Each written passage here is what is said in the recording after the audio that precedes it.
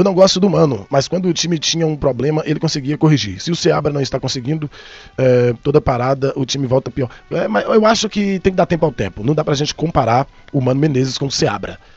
O Mano Menezes é um técnico que está no mercado há mais de 20 anos, e o Seabra é um técnico que está no mercado há 1 ano.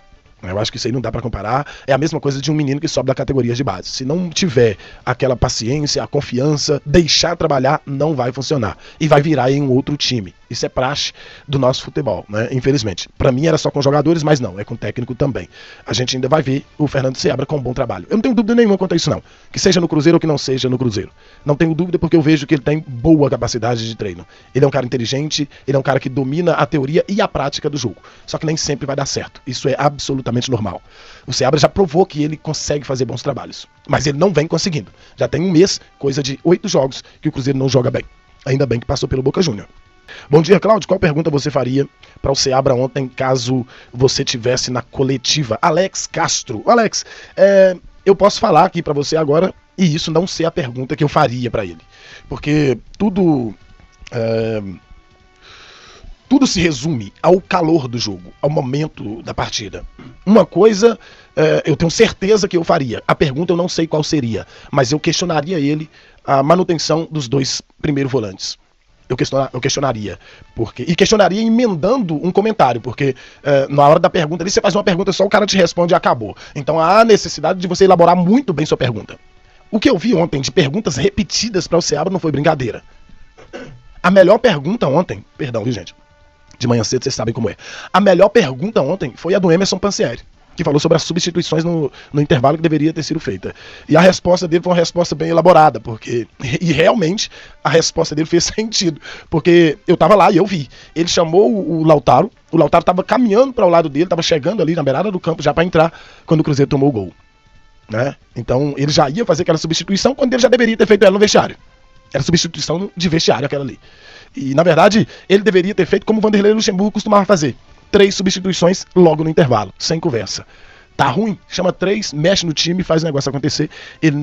Falta maturação, falta maturidade. É um técnico muito jovem ainda. E outra coisa também, né? Nós estávamos aqui fazendo várias cobranças, várias cobranças referentes a questionamentos, né? Referentes ao Matheus Vital, Lucas Silva, Romero. E esses caras não vêm jogando. O Vital ganhou ali 10 minutinhos pra jogar. Tá? Então, a culpa não é desses jogadores aí que são ruins mesmo. Todo mundo queria eles fora do time. O Seabra tirou. O negócio desandou. Então a gente às vezes mostra que conhece pouco de futebol, tá? Nós precisamos reconhecer. Eu reconheço isso. Nós não. Vocês reconhecem se quiser. Eu reconheço a minha parte aqui. Às vezes a gente conhece menos do que a gente pensa que conhece. Eu estudei pra poder ler o jogo, gente. E eu fiz leitura errada. Porque eu tô pedindo a saída desses caras aí que são ruins mesmo, são ruins. Matheus Vital, Lucas Silva, Ramiro, são ruins mesmo. Só que com esses caras o Cruzeiro tava ganhando. Então a minha leitura, aí eu não posso falar por vocês, a minha leitura foi errada. Sabe por quê? Porque eu reconheço hoje que no jogo de ontem, se o Lucas Silva tivesse, talvez nós não perderíamos o meio campo como perdemos. Perdemos o meio campo para meninos.